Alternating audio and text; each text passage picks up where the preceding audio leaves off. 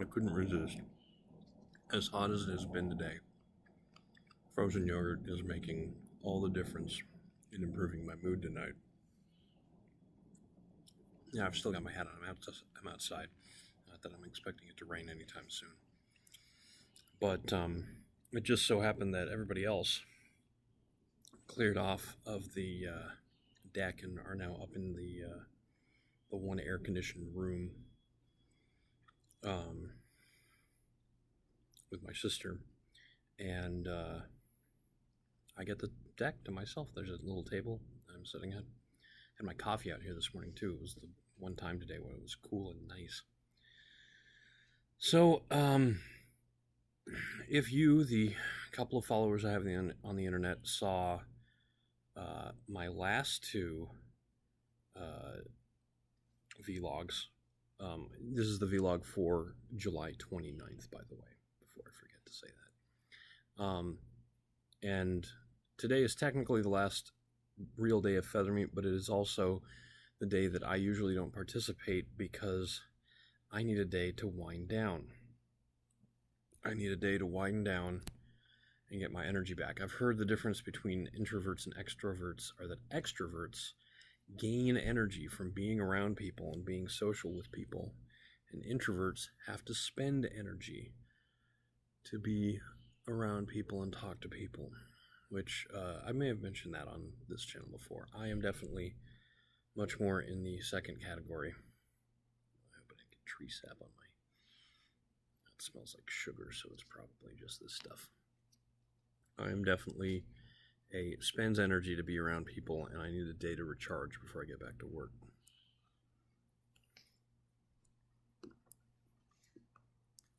This is really good. It's s'more frozen yogurt and a mix of cookies and cream and salted caramel frozen yogurt with cookie dough and Reese's peanut butter cup sprinkled on top.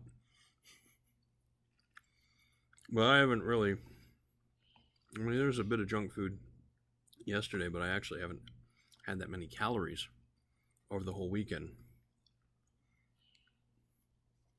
So, I'm going a little nuts tonight. But I really... I don't want to ever make it sound like I resent these things, because I actually love them. I love seeing these guys. I only get one chance a year to do it. But so I took today off, and my other friend from real life, not from a game, one of my coworkers, in fact, hits me on Discord, and he's like, "You want to go like get lunch or get drinks or something today?" And I just had to say, "I'm sorry. I need to be alone today. I need to recharge." And I really did just sit and read and look at stuff on YouTube. I didn't even get to do any of the writing that I thought I wanted to do. I played a little bit of Warframe, and I just generally did nothing. The delight that is doing nothing when you've been busy doing everything. I did a bit of bartending. I still don't see how Grant,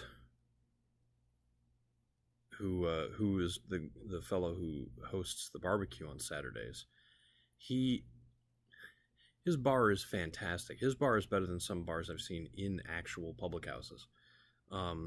It's incredibly well stocked. He's got a whole bunch of stuff. He had this book that was a guide to old-fashioned cocktails with some newer stuff too. It was beautiful, and he's super well equipped. He's got all these mixers, and I just feel like such an amateur punk compared to his. But he likes making cocktails for himself, but he doesn't. He's hosting, so he doesn't have time to actually stay at the bar and make cocktails for other people. So he appreciates me doing that. But I don't even stay at the bar. For a lot of the time, people will just stop coming down for drinks. They'll have sangria, which is served upstairs. They won't want cocktails, so they don't need me. And so I just sort of putter around and talk to people and enjoy the event, which makes me feel like I'm even more crap of a bartender than I actually am. Not that I'm a real bartender to begin with, but after, I don't know, is it the Lutheran church I went to when I was a kid that just built all this guilt into me? But at the end of the night, I always feel like I've been letting people down, but no one ever says anything to indicate that. So I'm probably doing okay. In fact, they give me a lot of compliments, which I feel I haven't earned. And they get me to do it again next year. Gosh, we've been doing it at that house for 8 years, and we've been doing these meetups for, I think somebody said 13, which stands to reason because the game itself is like 14 years old and is turning 2004, so it turns 14 this year. So I don't know that the first meetup, oh, you know what, I think the first meetup was in California. It wasn't up here, and it wasn't until a bunch of people moved up here that they decided to host it up here. But the very first one was at Gasworks Park, and we had a remarkably large crowd, so much so that we were like, we need a bigger place for this, or we need a more private place so we're not taking up a whole park and ruining everybody else's afternoon.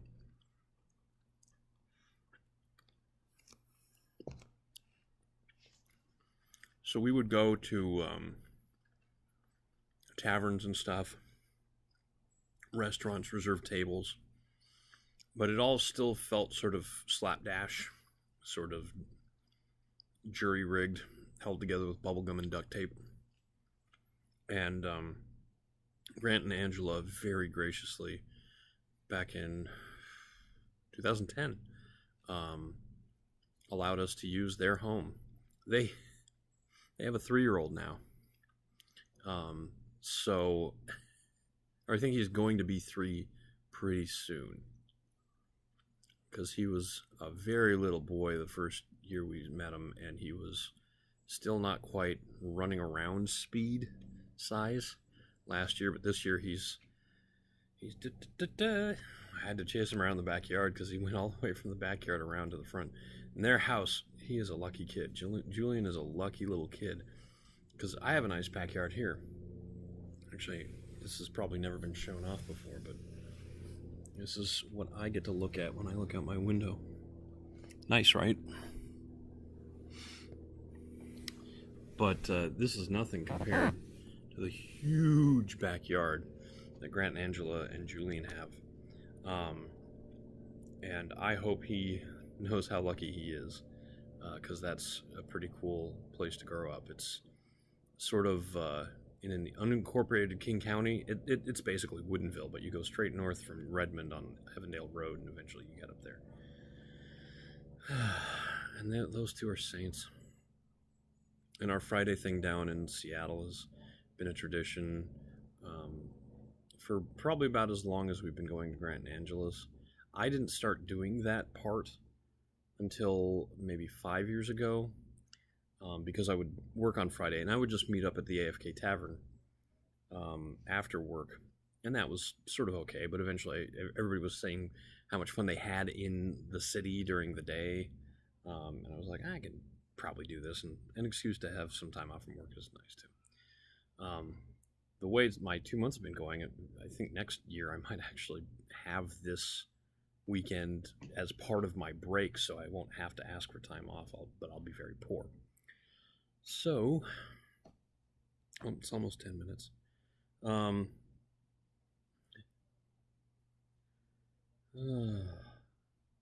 I've learned that you have to really tip this thing down if you're using it like a camera, like I was, to keep people in the frame. I went back and watched, because that was one of the few ones where I didn't know exactly what was going into the video, so I had to watch it. I watched it immediately after I'd uploaded it, just to see how it went, and obviously if you've seen that, it didn't go that well, but learning experience. So next time I have to do that for any reason, it should go smoother. It's going to be very hot tomorrow, and I'm going to go back to work, and I'm going to be slogging through the day, but Tuesday it's going to start to cool off, and the rest of the week should be partly cloudy mid 70s instead of low 90s, which would be just fine with me. So, I'm Eric Spornitz, and tomorrow will probably not be great, but it also probably will be better.